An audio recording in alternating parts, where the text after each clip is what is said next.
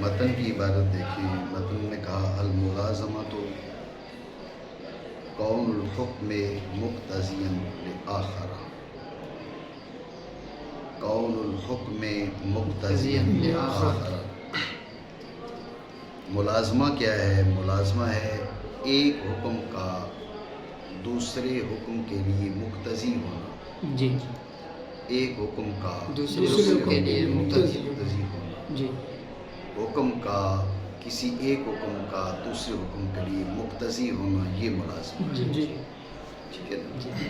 جو مقتضی ہے وہ ملزوم ہے، جی. اور جو مقتضا ہے وہ لازم. جی. جی. بس اتنی سی بات جی. ہے. یہ متن کا خلاصہ. جی.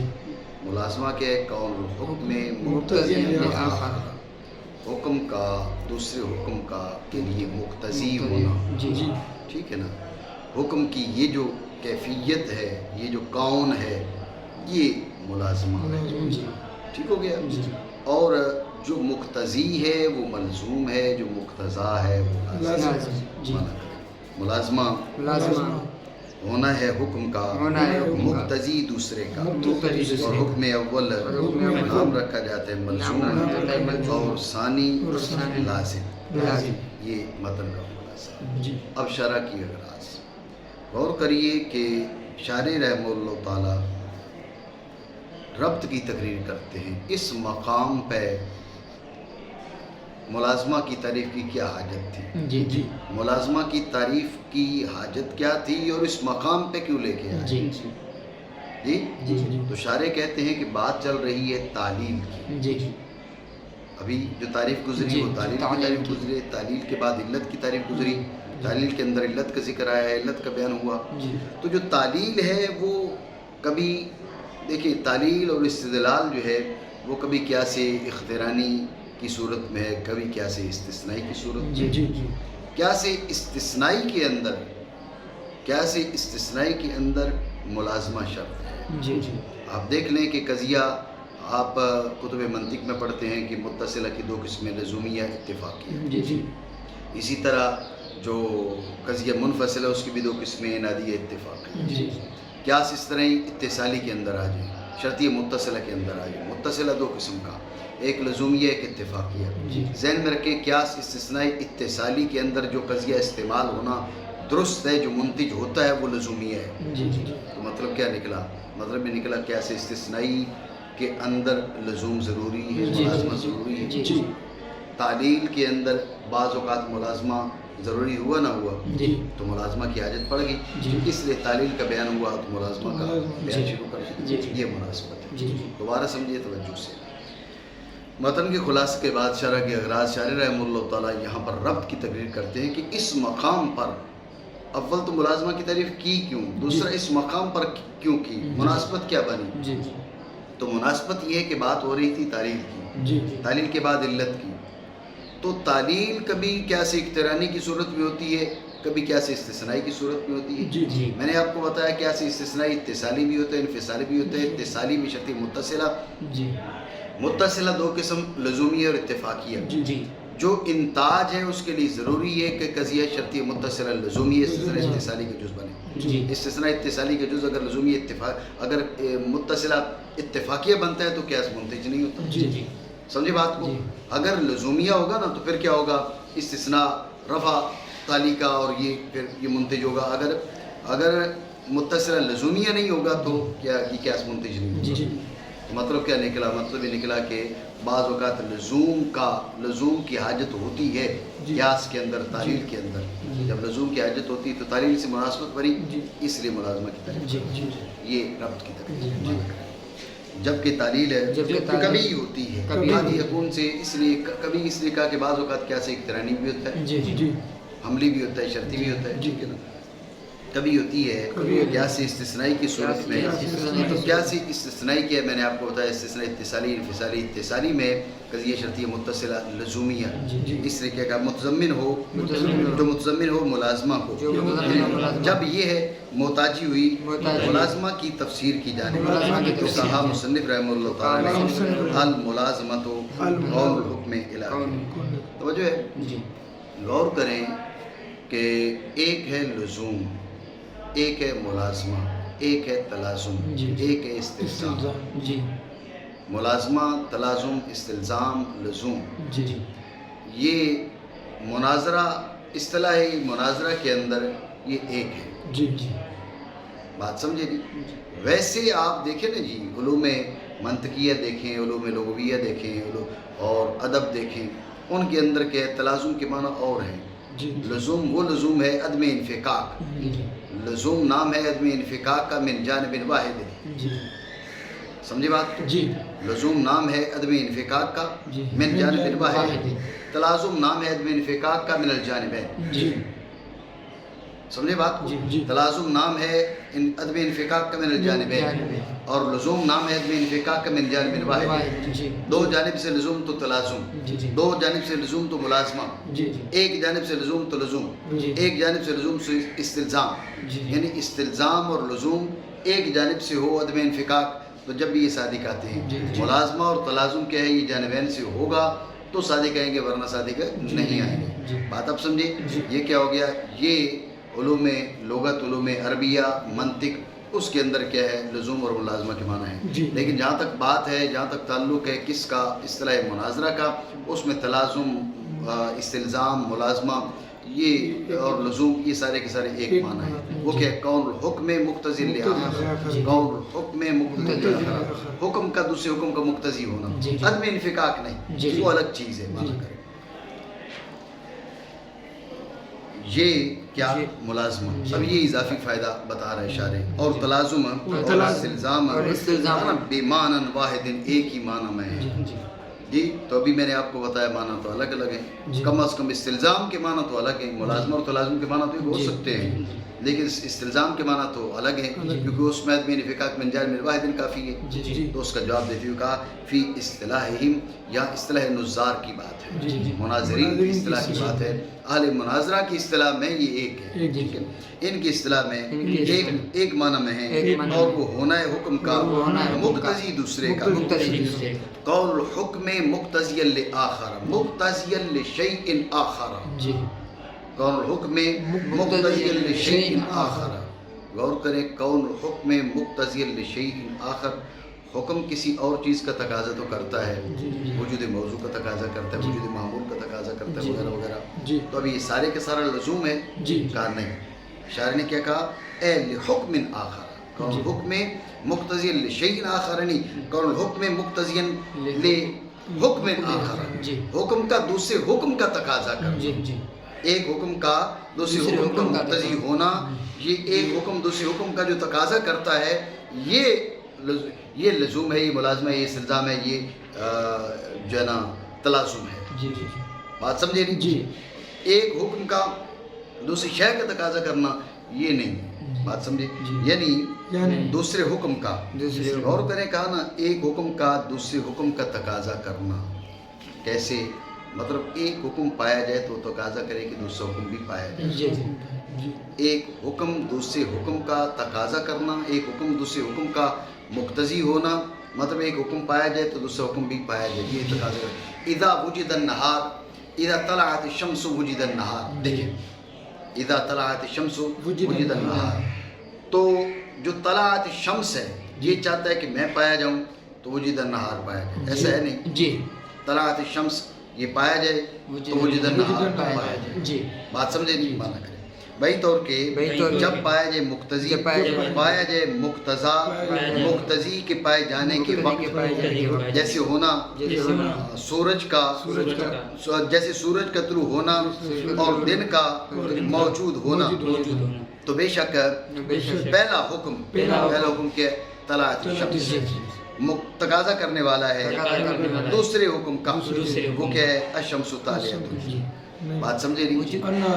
جی والنہار، ٹھیک ہے نا، الشمس طالعۃ کس کا متقاضی ہے؟ النہار موجود ہوگا، بات سمجھے نہیں؟ ایک سوال اور اس کا جواب، بعض حضرات نے کہا کہ تعریف کیا ہے، وہ دخول غیر سے معنی نہیں، جی تعریف دخول غیر سے معنی نہیں، اس لیے کہ قضیے کی دو قسمیں ہیں، قضیہ شرطی متصل ہے کہ لزومیہ اور اتفاقیہ۔ جی جی تو غور کریں، اذا کان الانسان ناطقا کان الحمار ناہقا، اذا کان الانسان ناطقا کان الحمار ناہقا۔ اب دیکھو انسان کے وہ ناطق ہے اور گدھا ناہق ہے، جی جی ایک ہی وقت میں موجود ہیں۔ جی جی اب یہ الانسان ناطق، یہ تقاضا الانسان ناطق یہ سچا ہے، جی جی اور ادھر الحمار ناہق یہ بھی سچا ہے۔ جی جی بات آپ سمجھے نہیں سمجھے؟ تو لہٰذا اب اس کا صدق اس کے صدق کا متقاضی ہے، جب اس کا صدق اس کے صدق کا متقاضی ہے، حالانکہ یہ لزومی نہیں، یہ تو محض اتفاقی ہے، جی تو لہٰذا کوئی ایسی قید ہونی چاہیے جو قضیہ شرطیہ متصلہ اتفاقیوں کو نکالے۔ جی یہ اعتراض، جی۔ بعض حضرات نے اس کا کیا جواب دیا؟ بعض حضرات نے کہا کہ یہاں پر کیا ہونا چاہیے، یہاں پر بھی ضروری کی قید لگانی چاہیے، جی یعنی ایک حکم کا دوسرے حکم کا متقاضی ہونا بداہتاً، جی۔ ضروری سے ہی مراد ہے، جی ایک حکم دوسرے کی حکم کا تقاضا کرے بالبداہت، جی ٹھیک ہے؟ جی۔ اور یہاں پر الانسان ناطق الحمار ناہق کا تقاضا بداہتاً نہیں کرتا، بھی ضرورت نہیں کرتا، جی سمجھے نہیں؟ یہ اس قسم کی تعبیر کی گئی۔ تو شارح کیا کہہ رہے ہیں؟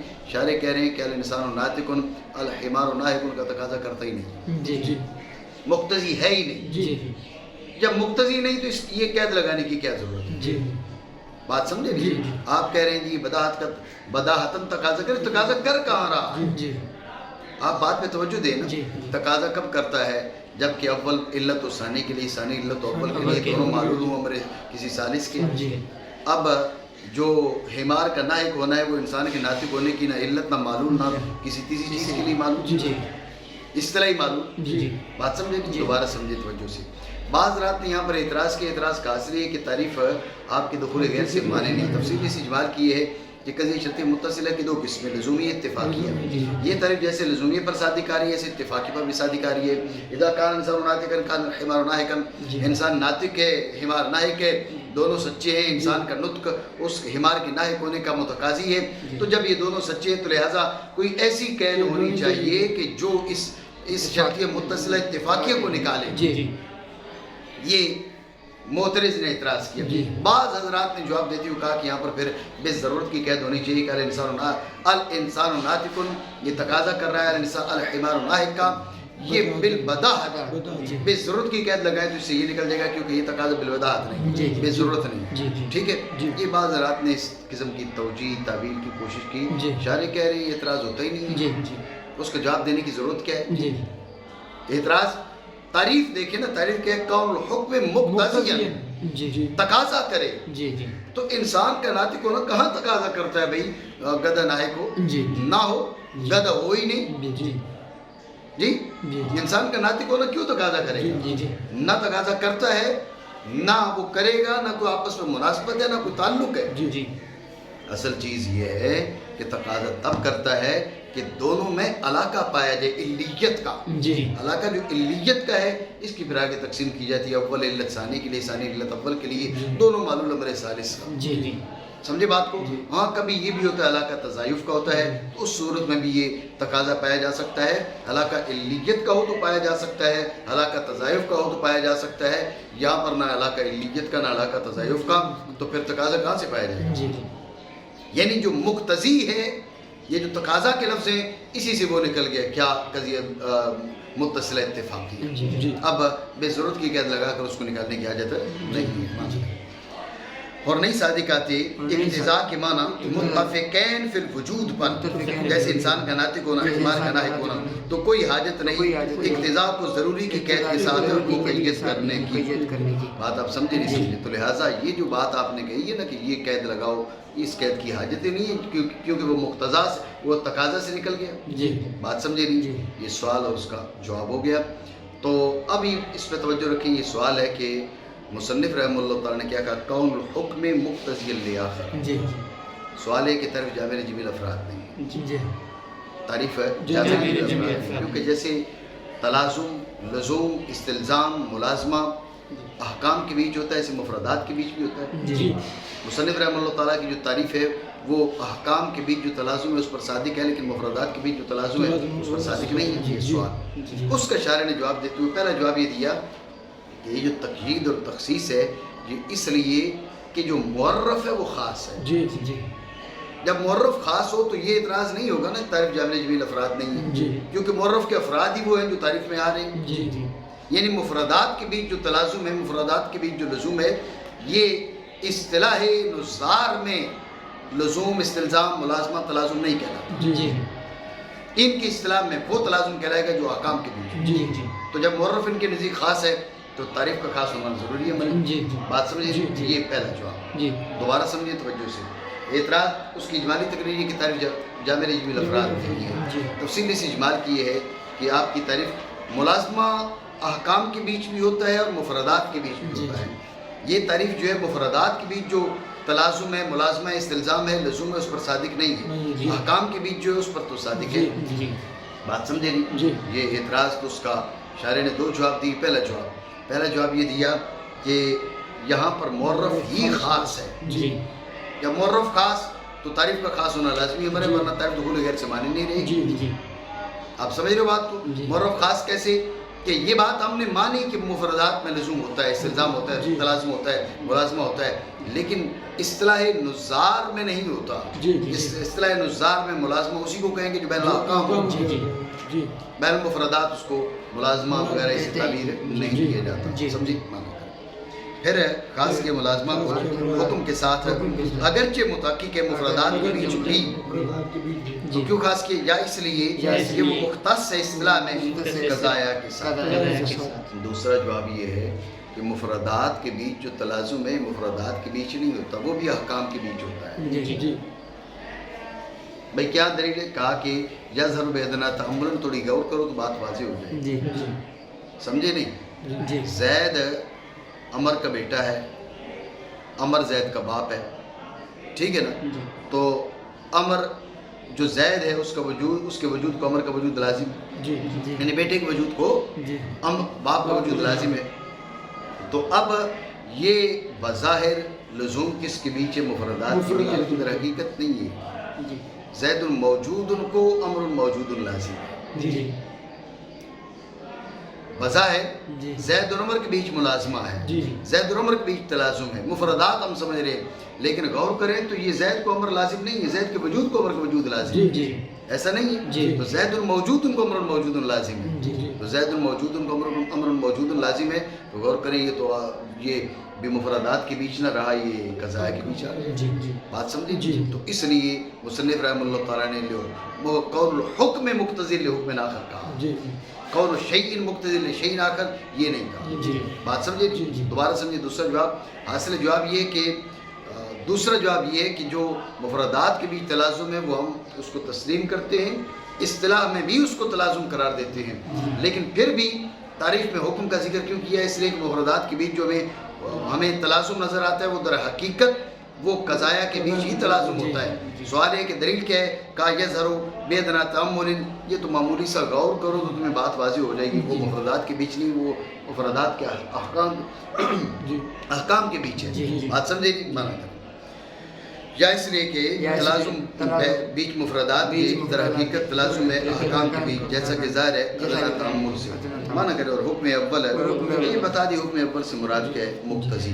تو یہ بیچ میں جو اس نے کہا نا اسم الفاعل یہ من قبیل یرا ولا یخرج، یعنی مقتضی نام رکھا جاتا ہے ملزوم، اور حکم ثانی یعنی مقتضا نام رکھا جاتا ہے لازم. غور کریں یہاں تک بات لزوم کی ہوئی ہے، لیکن یہ لزوم من جانب واحد. اس طرح نظار میں لزوم من جانب واحد بھی تلازم کہلاتا ہے، استلزام کہلاتا ہے، ملازمہ کہلاتا ہے، لزوم کہلاتا ہے. یہاں کہہ رہے ہیں کہ وقد یکون الاستلزام من الجانبین. کبھی استلزام کیا ہوتا ہے؟ جانبین سے ہوتا ہے. سوال ہے کہ جب جانبین سے ہو تو پھر ملزوم کون اور لازم کون؟ ملزوم کیا تھا؟ مقتضی. لازم کون تھا؟ مقتضا. اب لزوم جانبین سے تو کہا کہ اب اعتبار پر، اب نام رکھیں گے اعتبار پر. آپ مقتضی کس کو اعتبار کر رہے ہیں؟ جس کو مقتضی اعتبار کر رہے وہ ملزوم ہے، جس کو مقتضا اعتبار کر رہے وہ لازم ہے. اور کوئی بات ہے. اور کبھی ہوتا ہے استلزام دو جانب سے، تو جس کا تصور کیا جائے بحیثیت مقتضی نام رکھا جائے گا ملزوم، اور جو متصور ہو بحیثیت مقتضا نام رکھا جائے گا لازم. توجہ ہے نہیں؟ اب آگے ہے اس کے منع کی تعریف. شارح ایک تو ربط بیان کر رہے ہیں منع کی تعریف کا ملازمہ کی تعریف کے ساتھ، اور دوسرا ایک سوال کا جواب بھی دے رہے ہیں. سوال یہ ہے کہ دلیل کا بیان ہوا، جہاں پر دلیل کا بیان ہوا تو دلیل ہوتی ہے تو مدلول بھی ہوتا ہے. جی جی بات سمجھے؟ جی لیکن مصنف نے مدلول کو دلیل کے ساتھ بیان نہیں کیا, جی ملزوم کو لازم کے ساتھ بیان کیا. کیوں؟ جی جی جی بات سمجھے؟ جی جی. یہ سوال ہے. سوال ہے کہ بیان مصنف رحمہ اللہ تعالیٰ نے دلیل کا بھی کیا ہے اور ملازمہ کا بھی کیا ہے. جی دلیل کے تحت مدلول ہے جی جی اور لازم کے تحت ملزوم ہے, جی جی ملزوم کے تحت لازم ہے. جی بات سمجھے نہیں؟ جی تو اب ملازمہ کے تحت لازم اور ملزوم دونوں ہیں. جی دلیل کے تحت کے وہ مدلول ہے. جی جی دلیل کا بیان کیا تو اس کے ساتھ مدلول کا بیان نہیں کیا. جب ملازمہ کا بیان کیا تو لازم کا بھی بیان کیا, ملزوم کا بھی بیان کیا. والحکم الاول یسمى ملزوما والثانی یسمى لازما. جی جی بات سمجھے نہیں؟ جی. تو کیا وجہ ہے دلیل کے ساتھ مدلول کا بیان کیوں نہیں؟ جی برخلاف کس کے ملازمہ کے ساتھ لازم کا بیان بھی کیے اور ملزوم کا بیان بھی. اس کی وجہ کیا ہے؟ جی سمجھے؟ شارع اس کا جواب دے رہے ہیں. اس جواب میں ساتھ منع کے تعلق کی تقریر بھی ہو رہی ہے. جی جی حاصل جواب یہ ہے کہ اصل میں جو منع وارد ہوتا ہے, جی جو منع وارد ہوتا ہے وہ اصل ملازمہ پر وارد بھی ہوتا ہے تو ساتھ لازم پر بھی وارد ہو جاتا جی ہے. جی منع اصل ملازمہ پر بھی وارد ہوتا ہے تو اس کے ساتھ لازم پر بھی وارد ہوتا ہے. یعنی منع کا متوجہ الیہ جی ملازمہ ہے, جی اس لیے بیان کر دی. جی منع کا متوجہ الیہ لازم ہے, بیان کرنا پڑے گا. جی اس لیے ملازمہ کے ساتھ لازم کا بیان ضروری تھا. جی برخلاف کس کے؟ وہ دلیل اور مدلول کے, اس میں یہ تفصیل نہیں. جی اب دیکھو نا, منع کا متوجہ, منع کی بات چھڑی نہیں چھڑی؟ جی جی منع کی بات چھڑی, کہہ رہے ہیں اسی وجہ سے ساتھ منع کی تعریف کر رہے جی ہیں. کیونکہ لازم کا بیان اور ملزوم کا بیان ملازمہ کے ساتھ کیوں کیا؟ کیونکہ منع دونوں کی جانب متوجہ ہوتا ہے. جی جی جب اس وجہ سے کیا تو اب منع کے ساتھ مناسبت بھی بن گئی تو منع کی تعریف کر دی. جی جی بات سمجھے نہیں؟ خلاصہ دوبارہ سمجھیں. شارع یہاں سے ربط کی تقریر بھی کرتا ہے اور ساتھ یعنی ربط کس کے ساتھ؟ منع کی تعریف اور ملازمہ کی تعریف بھی ربط. اور ایک سوال کا جواب دیتے ہیں. سوال یہ کہ دلیل کے ساتھ مدلول ہے, ملازمہ کے ساتھ لازم اور ملزوم ہے. جی جی دلیل کے ساتھ مدلول کی تقریر کا بیان نہیں کیا, ملازمہ کے ساتھ لازم ملزوم کا بیان کیا. کیوں؟ تو اس کا جواب یہ ہے, شاعر نے جو دیا اصل جواب یہ ہے کہ اصل مسئلہ یہ ہے, غور کریں, کہ منع کا ایراد ملازمہ پر ہوتا ہے جی اور لازم پر بھی ہو جاتا ہے. جی تو منع کا تعلق ملازمہ سے بھی ہے, منع کا تعلق لازم سے بھی ہے. جب منع کا تعلق ملازمہ سے بھی ہے تو ملازمہ بیان کرنا پڑے گا. منع کا تعلق لازم سے ہے تو لازم کو بیان کرنا پڑے گا. اس لیے ملازمہ کے ساتھ لازم کا بیان کر دیا. توجہ ہے؟ تو اب ملازمہ کے ساتھ لازم کا بیان کیوں کیا؟ اس لیے کہ منع دونوں کی طرف متوجہ ہوتا ہے. تو منع کے ساتھ بھی مناسبت ہوئی تو منع کی تقریر بھی کر دی. دلیل اور مدلول کی حیثیت مختلف تھی, اس لیے دلیل کے ساتھ مدلول کا ذکر ضروری نہیں تھا. پھر جان لو کہ مصنف قدس سرہ نے بیان کیا ملزوم اور لازم کو, اور نہیں بھی بیان کیا مدلول کو ساتھ دلیل کے, کیونکہ کثیر ما وارد ہوتا ہے منع لازم کے بطلان پر جیسے کہ وارد ہوتا ہے اصل ملازمہ پر. تو اب ملازمہ کے ساتھ لازم کا بیان ضروری تھا, اسی لیے بعد میں لائے ملازمہ کی تعریف کے منع کی تعریف کو.